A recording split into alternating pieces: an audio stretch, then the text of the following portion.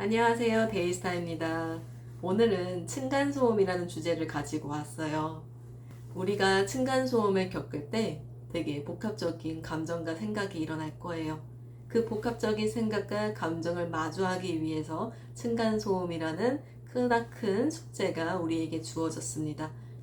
이것을 어떻게 해결할 것인지는 나중에 알려드리고 우선 그 전에 이것이 왜 나에게 나타나는 것인지 한번 알려드릴게요.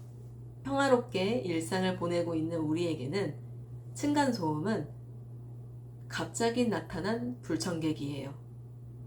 내가 예상하지도 못한 상태에서 나는 쉬고 싶은데 갑자기 문을 열고 밀고 들어오는 불청객 같은 느낌입니다. 그렇기 때문에 분노가 일어나고 짜증이 일어나고 불안감이 올라오는 거예요. 그런데 만약에 내 마음 상태가 편안하게 열려있고 여유가 있다 하면 잠깐 일어나는 소음에 크게 반응하지 않을 거예요. 지금 무슨 공사하는 중인가 보다. 지금 윗집 아이들, 친구들이 놀러 왔나 보다. 재밌게 놀다 갔으면 좋겠네 하는 마음으로 넘어갈 거예요. 이렇게 내 마음에 여유가 있는 상태에는 그것을 편안하게 넘어갈 수 있는 여유가 있기 때문에 층간소음이라고 생각하지 않아요. 그냥 잠깐 일어난 해프닝이라고 생각을 하죠. 그리고 나서 그 사람에게 지속적으로 그 일들이 일어나지 않습니다. 왜냐하면 내 마음에 여유가 있기 때문에. 그런데 층간소음을 지속적으로 겪고 있는 사람들 대부분의 특징은 내 마음의 여유 공간이 없어요. 과부하가 걸려있는 상태예요. 지속적인 스트레스를 겪고 있거나 내가 나 때문에 힘들거나 내 주변 상황 때문에 힘들거나 어떤 특정 일들 때문에 과부하가 걸린 상태일 거란 말이에요. 과부하가 걸렸기 때문에 당연히 마음의 여유가 없겠죠. 그러니까 민감하게 반응할 수밖에 없어요. 우리는 층간소음을 내는 사람들의 원인을 찾고 그것을 분석하고 그것을 해결하려고 해요. 그 위층에 올라가서 조금 조용하게 걸어다녀 주시면 안 될까요? 라고 부탁을 한다든지 아니면 슬리퍼를 사다 드린다든지 아니면 선물을 드려서 제발 다시 한번 부탁을 한다든지 아니면 똑같이 복수를 한다든지 이렇게 해결을 하려고 이것저것 방법들을 찾을 거란 말이에요. 그것은 그렇게 해서 해결이 될 수도 있어요. 그런데 그것은 일시적입니다. 한번 소리에 민감하게 반응을 한 사람인 경우엔 다른 소리들이 거슬리기 시작을 해요. 어떤 반복적인 소리가 날 때, 아니면 내가 예상치 못하는 소리가 날 때, 그것에 되게 민감하게 반응해서, 이건 뭐지? 라고 생각을 하며 일상을 망치게 돼요. 해야 될 일을 하지 못한 채. 그럼 여기에서 어떻게 하면은 이것을 해결을 할까? 그냥 단순히 사람들에게 찾아가서 부탁을 하거나 복수를 똑같이 한다거나 하는 것은 진짜 제대로 된 해결책이 아니에요. 그 문제가 해결이 된다 하더라도 반드시 또다시 나타나게 되어 있어요. 왜냐하면 내 안에 일어나는 생각과 감정을 마주하지 않았기 때문에 그래요. 그럼 이것을 어떻게 해야 되냐? 층간소음이 일어났을 때 내 안에서 일어나는 생각, 감정이 무엇인지를 분석을 해보는 거예요. 우선 대표적으로 나타나는 생각과 감정이 세 가지가 있어요. 첫 번째, 불안. 층간소음이 일어났을 때 내가 만약에 불안하다.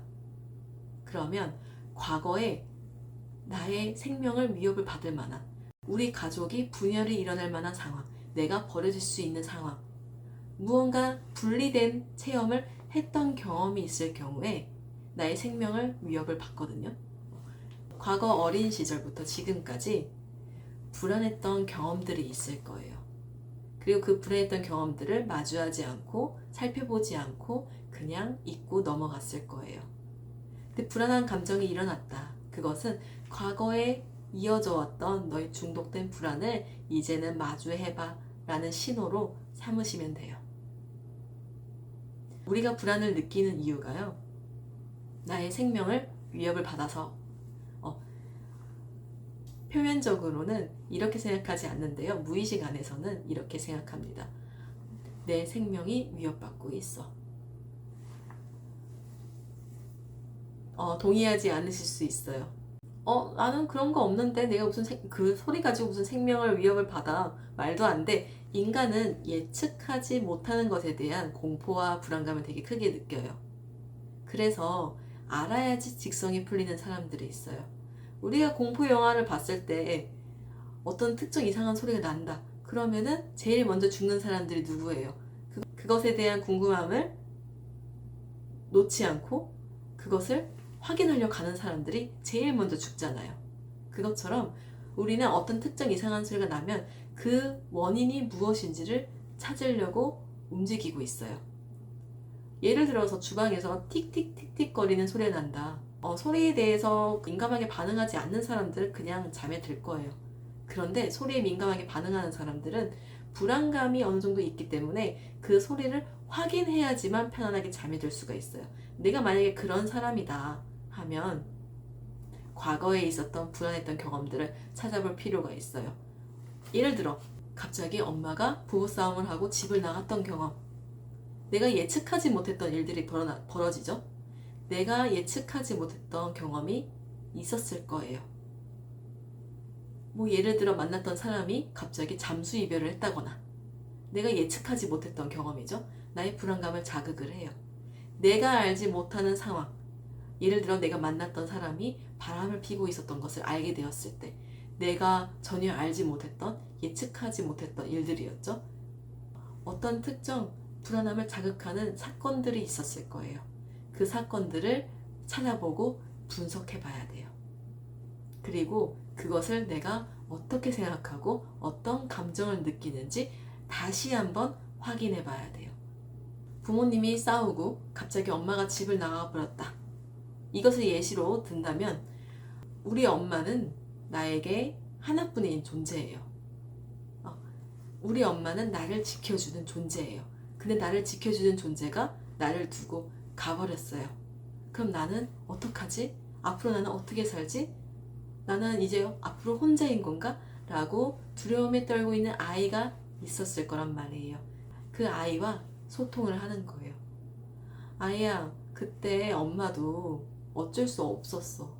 너가 무조건 엄마를 이해할 필요는 없지만 그때 엄마도 그럴 만한 이유가 있었어. 그런데 아이야, 너희 엄마는 널 절대 버리지 않아. 너희 엄마 다시 돌아왔잖아. 너는 엄마와 항상 함께 할 거야. 불안해하지 않아도 괜찮아. 그리고 만약에 네가 불안해하고 싶다면 그렇게 해도 괜찮아. 하지만 그거 하나만 알아줘. 너는 항상 보호받고 있어. 이런 식으로 내면와의 소통을 해보는 거예요.